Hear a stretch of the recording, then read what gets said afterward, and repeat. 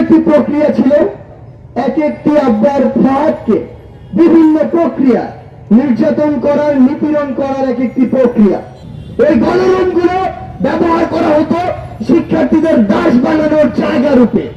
এই 24-এর অভ্যুত্থানের যে আঘাতগুলো, দাগগুলো দেখেছিলাম, সেদিন প্রথম যে চেহারাটি চোখের সামনে ভেসে উঠেছিল সেটি হচ্ছে আবরার ফাহাদ।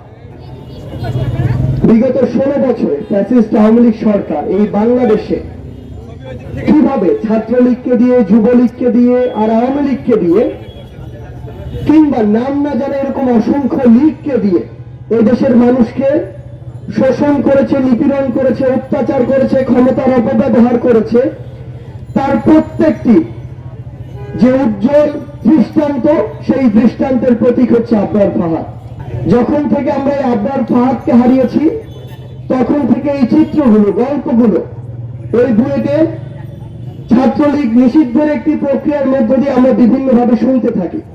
কিন্তু তার পাশের এই ক্যাম্পাস, এই ঢাকা বিশ্ববিদ্যালয়, তার পূর্বে কিংবা তারপরে এই ছাত্র জনতার অভ্যুত্থানের পূর্বের দিন পর্যন্ত যে গেস্ট রুমগুলো হতো, প্রোগ্রামগুলো হতো, গণরুমগুলো হতো, তার প্রত্যেকটি প্রক্রিয়া ছিল এক একটি আব্বার ফাহাদকে বিভিন্ন প্রক্রিয়া নির্যাতন করার, নিপীড়ন করার এক একটি প্রক্রিয়া। প্রেসিডেন্ট সেক্রেটারি নামক কিছু শোষক এমন ভাবে এই ছাত্রলীগের দালাল রূপে ছিল, তারা 4 জনের রুমে একাই থেকেছে, কিন্তু এই 4 জনের রুমে 40 জন ছাত্রকে থাকতে বাধ্য করেছে। এই গণরুমগুলো ব্যবহার করা হতো শিক্ষার্থীদের দাস বানানোর জায়গা রূপে। ওই গণরুমগুলোতে 40 জন এই কারণে রাখা হতো যেন একসাথে তাদের ওইখান থেকে ছাত্রলীগের, আওয়ামী লীগের দালালি করার প্রোগ্রামগুলোতে নিয়ে যেতে পারে।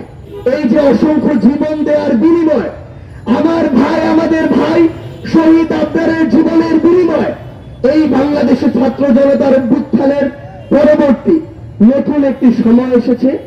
এই সময় আপনাদের এই যে কথাগুলো, এই যে অত্যাচার, নিপীড়নগুলো, এগুলো তুলে ধরতে হবে, ডকুমেন্ট করতে হবে, যেন ফ্যাসিস্ট হাসিনা এবং তার দোসররা পরবর্তীতে বাংলাদেশে তার ওই যে ফ্যাসিবাদ, তার ওই যে রাজনীতি, অপরাজনীতি, অপসংস্কৃতি এই বাংলাদেশের ইতিহাসে সেগুলোর যেন আর কোনোদিন স্থান না পায়।